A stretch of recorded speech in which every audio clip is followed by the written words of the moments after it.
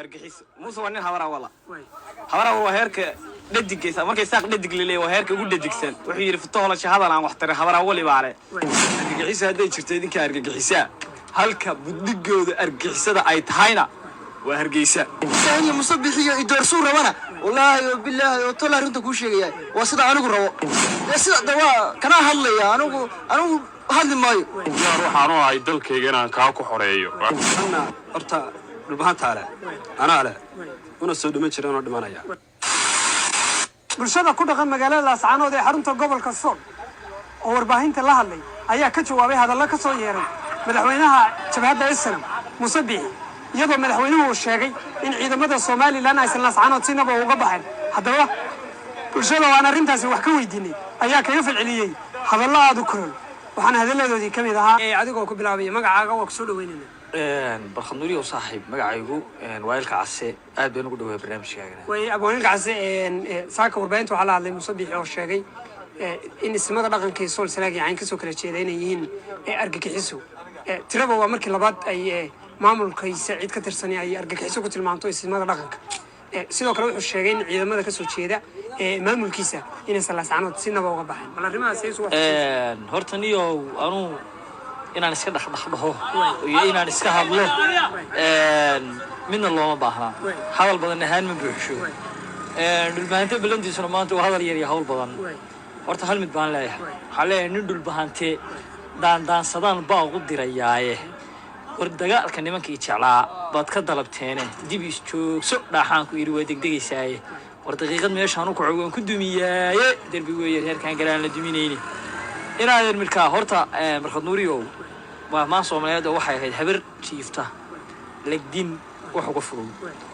horta Muuse Biixi inuu dhaho Laascaanood ciidanka uu ka bixi maayaan waxa ka horeysa horta ciidankiisu Laascaanood joogan baa ka horeysa adigoo ku bilaabay magacaaga oo ku soo dhaweynayaan oreey magacaygu Maxamed Usmaan waana dhawaa Nuuriye Meediyo Muuse Biixi baa saaka warbaahinta la hadlay oo wuxuu sheegay in ismada dhaqanka ay ka soo jeeda deegaanada Sool Sanaag yacayn horta ay argagixisayeen iyadoo ay tahay markii labaad mid ka mid ah maamulka Islam oo hadalkaasi ku dhawaaqo waa dhanka kale wuxuu sheegay in ciidamada Soomaaliland aysan Laascaanood ka baxeen balka wararimaas وديو هرت هبرتوديك wax loo saar sabix Laascaanood waxba loo saar adama garad yow anna wadan argaxsanahay islaynayno ninka laamiyada noo dhisaya magaalada noo qurxinaya bilicdeeda ka talinaya horta meena dileen dawa dhilifka dhalinyarada xasuuqaya farno leen lahayn adama garad sabix isagu meel loo ka hadlaya iyo Laascaanood baa ka talinaya iyo waxa annana waxaan taaganahay qeylada waxaan ku wada qoortacaynaba waan ku wadaana adama garad يوم مسبحي دجال هدو دونيو هدو نبي دونيو أنا والله ضيعنا هدو نبي دونيو هالك أنتو كبحوا هذا الكسر شيء سنة يو رفق مريو لا من الله ما وقلا هذا ما قرته وأنا وقلا هدو دجال دونيو أنا وأنا وقلا مسبح من الله تبدي لفلان تي ما دجال بكرت هذا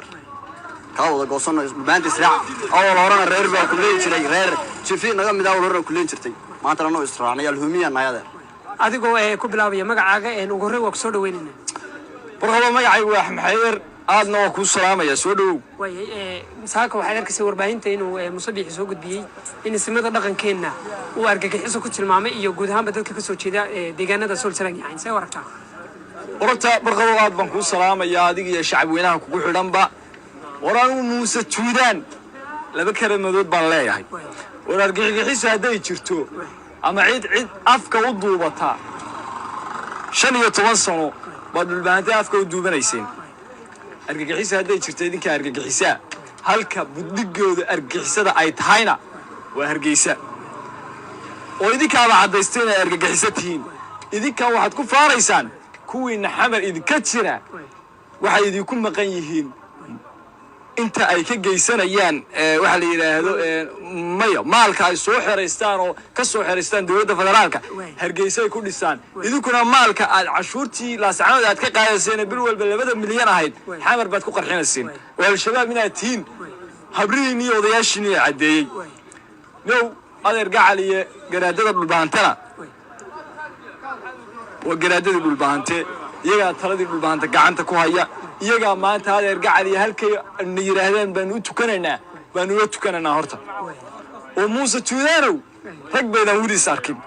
Muuse waxaad ka gaarsiisaa wali rag ma arkin laakiin wallaahi bilaahi tallaahi raas ka midna dhulbahantaad is arkaysaan kaasaan idinka xaaja qaadanaya adeer gacaliye wuxuu yidhi shaxda kuma degdego nin yaqaan shutirada hawd haddaba garatay wiilkan kula hadlaya waa kibraani dhalaya fakin gumaysta dhale oo gaamburay oo dhulbahantaa weeye haddaba garatay muusow marka rag baydaan is arkin annagu masaajidada waxaan u gallaayo ku ducaysanaa xabad isaaq baan ilaahay ka barinaa sidoo kale wuxuu sheegay inuusan lascaanood ciidamadu aysan ka baxayn uu dagaalna diyaar u yahay uniyow annagaa kule right now noo bilow annagaa diyaar u ah dagaal war annagaa rabbiga iyaga ka baryanaa inuu dagaal dhaco annagaa ilaahay waxaanu ka baryanaa war qaniimadan iyo nimcooyinkan gooja cadde noo jooga inaanu magaranaysaa uusan qashar naga tegin qashar wallaahi oo bilaahi oo tallahi anigu saax maxaydar ma ihi waxa aan ku dadaalayaa inaan wax meesha joogo dhan aan qoriga u sitaa wax meesha joogo dhan la wareego adigoo magacaaga ku bilaabaya waa ku soo dhaweynaya magacayga waxa la dhahaa wadi door baa la dhahaa wadi door wadi door baa la dhahaa way wadi door waa ku soo dhaweynayna barkhanuuri aad baa ku soo dhaweynaya waan kaga mahadcelinaya mataqaanaa ogolaanshahaga mataqaanaa inaan nawreystada saaka warbaahinta waxay aad u qaadaadhigaysay erayo uu musabixi kaga dhawaaqay uu sheegay in ismada dhaqanka ay ka soo jeeda sool sanaag iyo cayn ay yihiin argagixiso dhanka kalena wuxuu sheegay ciidamo Soomaaliland ahi inaysan lascaanood sinaba uga baxayn ka hor horta waxaa la yiri mataqaanaa iska hadlow inagire war anagu haddaanu idoorino loo argagixiso ku noqonayno just now argacali anaga ogolna argagixisanay anaga argagixisa idinkaan argagixisadina waana noqon doonaa insha Allah wasi ahaanana argagixisada sheegtay banu si ahaanana garaadadana ciidanku leeyahay ka bixi maayo soola rooyar gacaliye inuu ka baxo anaga rabin ma hadday joogaan xitaa hadday dhul baanta joogaan inay ka baxaan aniga aan barabinba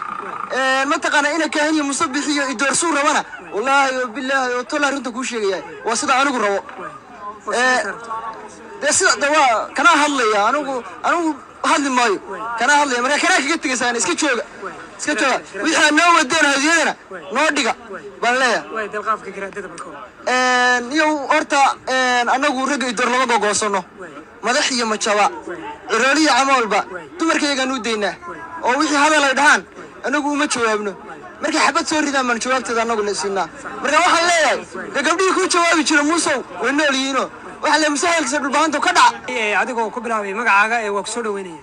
horta Barkhanuuri waa ku salaamay magacaygu waa Sakariya Cabdilaahi Muuse way ku soo dhaweynaya waan dhawahay oo ku dhawahay way sidee waragtaa hadallada uu warbaahinta ka jeediyay musabixi uu sheegay in ismada dhaqanka ay ka soo jeeda sool sanaag iyo cayn ay yihiin argagixiso wadanka kale isagoo sheegay in ciidamada Soomaaliland aysan lascaanood sinaba uga baxayn bal arrimahaas horta Muuse wuxuu yiri de Muuse heerka uu yahay iyo heerka uu ku leeyahay waa argagixiso Muuse waa nin hawara waa heerka dhadigaysa markay saaq dhadig leeyahay waa heerka ugu dhadigsan wuxuu yiri futahola shahada aan wax tar hawara wali baare midna wuxuu yiri ciidamada Soomaaliland ka baxayaan gobolka Sool waxayna uga baxeen waa runtiisa wiil gabiil laga keeno lo dabada ka afuufayay iyo wiil xabada ogol inuu dhinto ogol bisu keeno xoogayna xooga soo noqoneen gobolka Sool taasi ogyahay marka taasaan ku leeyahay maxaa ka jira in ismada uu leeyahay waa argagixiso maxaad ugu jawaabay argagixisa hadii ay cidi tahay argagixisada gobolka laga abuuray uu ka hadlayay maanta meesha ugu horreysay argagixisa laga abuuray buurmadow lahaa annaga ugu awood weyn gobolada Soomaaliya dadka ka shaqeeya laba dawladood baan leenahay uu yiri dawlad waxaan argagixisada maamulkooda midna waa taxamar noo joogta tii ay sheegayeen bay maanta rabaa inay waa dad daciifay oo qof iska daciifay marka isimada dhaqanka iyo dhulbaante marna argagixisa noqon maayo nin liitay baa cawaadaya aan waxaan arkaa nin iska cawaadaya oo aan waxba tari karayn dadka uu yimina wuxuu yiraahdaa woowey markuu hadlayay bixidan inay kaga dhaxdiyo boqonta mooyaan bas in loo dhintay haddaan barnaamijyo nin xabada u diyaara iyo nin baroor hadda ku baraarugaya isku mid maaha adigoo ku bilaabay magacaaga waa ku soo dhaweynaya waa maasantahay walaal waan dhawahay way magacaaga mujaahid shabaal way mujaahid saaka waxa warbaahintu isla dhex marisay hadallo uu musabixi fagaare ka jeediyay uu sheegay in ismada dhaqanka ee sool sanaag iyo cayn ay yihiin argagixiso dhanka kalena wuxuu tilmaamay in lascaanood ciidamada Soomaaliland aysan sinaba uga baxayn marka wararmaas anaga baan doonaynba inay waxa weeye ka baxaan anaga baan doonayn waxaanu doonaynaa waxa halkaa u yaala anagoo og inuu Muuse ku khamaaraya inamada yar ee soo dirsaday halkaa jooga Muuse horta wiil lama dhalin wiilashiisina meesha ma joogaan cid uu meesha waxa weeye oo adeeru yahay ama qaraabo laahi ma joogaan inama uu ku khamaarayo ba halkaa jooga waxa ay wataan waa qaniimo aan la hadhayno sababtaas aan u leeyahay ma doonin inay tagaan ismada dhaqanka waxaan leeyahay ismada dhaqanka horta waxaa weeye ismadu waa ismadeennii hadal Muuse Biixi yidhina argagixiso kuma noqon doonaan waxa weeye sharafta dhulbahante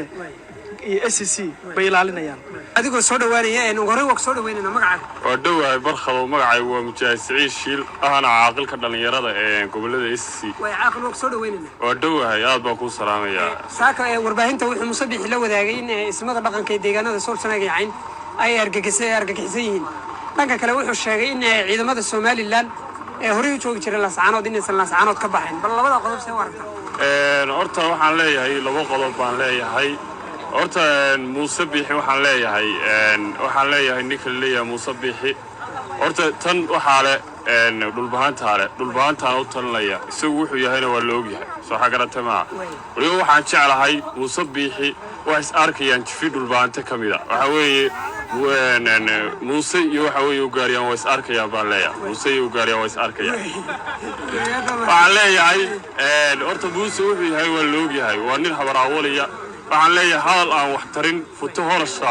habaraawali baa leh anigana waxaan la raggii diinta hoyga u noqday hanad shirshoora lahaa waxa weeye sayidkan kala sheegay waxa weeye ninka taariikhda ku suntan weeye waxaan leeyahay tan waxa weeye dhulbaanta u talinaya dhulbaanta iskale maadaama waxa weeye cidda argagixisadana waa la yaqaanaa adeergacay tan reerkii lahaa baa u talinaya adigoo ku bilaabay magacaaga oo soo dhaweyn calaykum salaam wa rahmatullahi magacaygu waa Maxamed Cismaan Maxamed kuna magac dheer daruushkaangis way daruushkaange sida warartaa in Muuse Biixi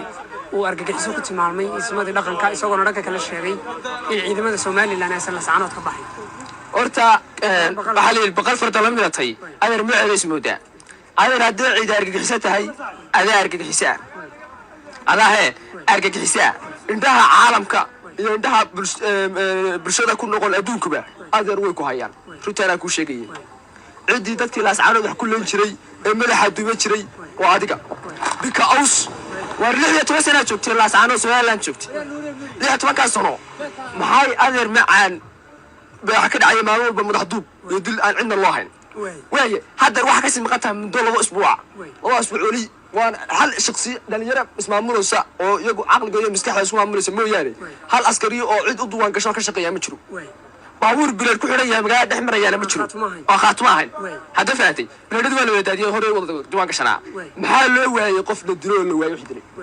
taas cadaynaysa inaad adigu horta tahay madax duub tahay ama argagixisa tahay oo taa Laascaanood ciidamadu kama baxayaan ma Laascaanood ka baxayaan yiri warmaha iyo xabada la isku tuuro war ku taranay warmani rag loo turo oo anaga taayada noqota adeer inaad baxdo anagu ma rabno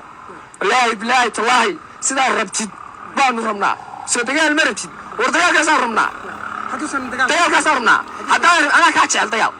waayo ma tahay muuqata qaniimay muuqata hadiyad bay muuqata hub banaan yaala bay muuqata wallaahi billahi tallaahi hubka maanta yaala halka gooja cadda yaala waxaan ku gubi doonaa beek ku sheegmaya burcaan ku gubi doonaa iyo caynaba burcaan ku qabsaday burcaan ma ku tusi doonaa adigoo ku bilaabay magacaaga oo soo dhaweynaya walaal nuuri waa dhawaay magacaygu waa Maxamed Doobire maxaad doobire soo dhaweynaysaa dhawaay walaal way sidee warartaa hadalka Muuse Biixi in ciidamada Somaliland aysan Laascaanood ka baxayn ni horta waan arkay koodhi ni horta waxa maamaha Soomaaliyeed waxay ahayd wada fiishin biro war ismaaya nin ciidankiisa u warhayn inuu yiraahdo ciidanka magaalada ka biximay oo soo noqonayaan wuxuu arrinka ugu jira garamaya anigu ciidankiisu sigaa isleenaya iyaga isleenayaan leeyahay ma fahamtay ciidanka dhexdiisii baa isleenayaan heshiisaan marka inaa ciidanka saxba ka ogeyn inuu yiraahdo magaalada ku soo noqonayaan taa khalad ma warka anigu Muuse Biixi إن حبر شعله بيس إن يستخدموه كجميل حبر أو قبل بعدنا يصبرني وصار كيا خد عارض يسكبرني يسكر